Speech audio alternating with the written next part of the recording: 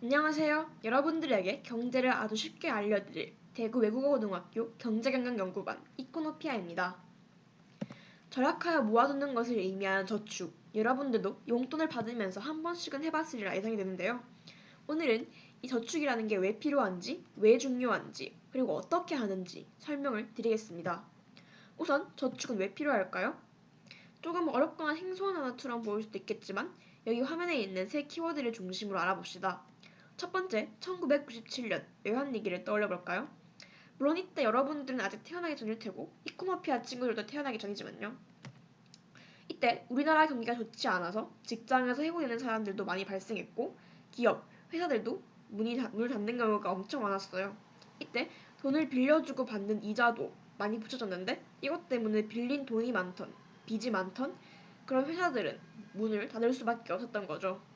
이런 상황에 대비하려면 우리 한 사람 한 사람도 저축을 해둘 필요가 있겠죠.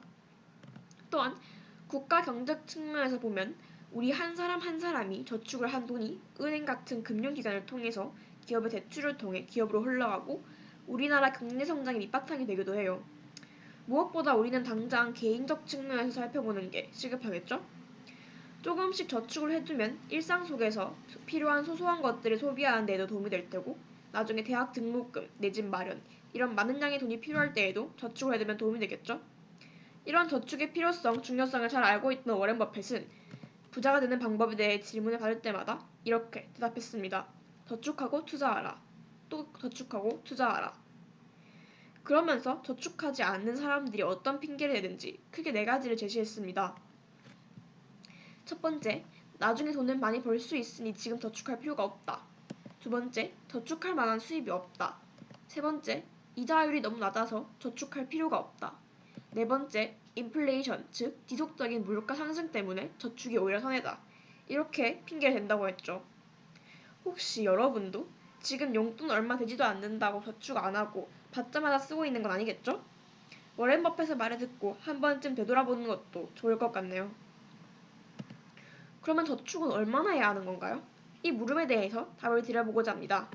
저축을 얼마나 해야 하는지 그 금액을 결정하는 요인에는 두 가지가 있습니다. 바로 미래에 대한 예측과 이자율인데요. 우선 미래에 돈을 많이 벌 가능성이 높다고 예상되는 사람들은 대체로 저축을 많이 하지 않겠죠. 반대로 미래 소득이 불분명한 사람들은 저축을 많이 해야 할 필요성이 있을 거고요. 이자율 또한 저축을 결정하는 데 작지 않은 역할을 하는데요.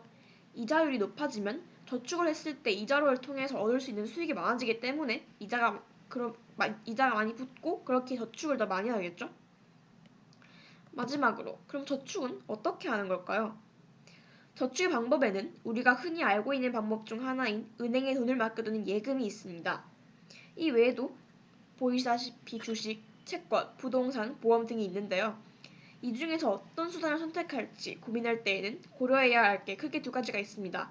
바로 안전성과 수익성인데요. 수익성이 높을수록 안정성은 낮아지고 안정성이 높을수록 수익성이 낮아진다는 것을 고려해야 합니다. 예시를 통해 알아보자면 예금의 경우에는 안전성이 높지만 이자율이 그리 높지 않기 때문에 수익성은 안전성이 낮은 주식에 비해서는 낮겠죠? 또 한 가지를 더 고려해 선택한다면 유동성을 고려해야 하는데요. 바로 쉽게 돈을 찾을 수 있는가에 관한 문제입니다. 먼 미래까지, 노후까지 대비하기 위해서는 바로 돈을 찾을 필요는 없는 장기간에 걸친 형태의 저축을 사용하면 좋을 테고, 당장의 생활비를 위해서라면 돈을 원하는 때에 찾을 수 있는 수단을 선택하거나 단기간에 걸친 형태의 저축을 선택하면 좋겠죠? 아무쪼록 상황에 적합한 저축의 수단을 결정하고 계획적으로 저축을 하는 것이 필수적일 것입니다. 이 영상이 여러분들이 지금 당장이든 먼 미래에든 저축을 하고 돈을 모으는데 도움이 되길 바랄게요. 이상 대구 외국어고등학교 경제경영연구동아리 이코노피아였습니다.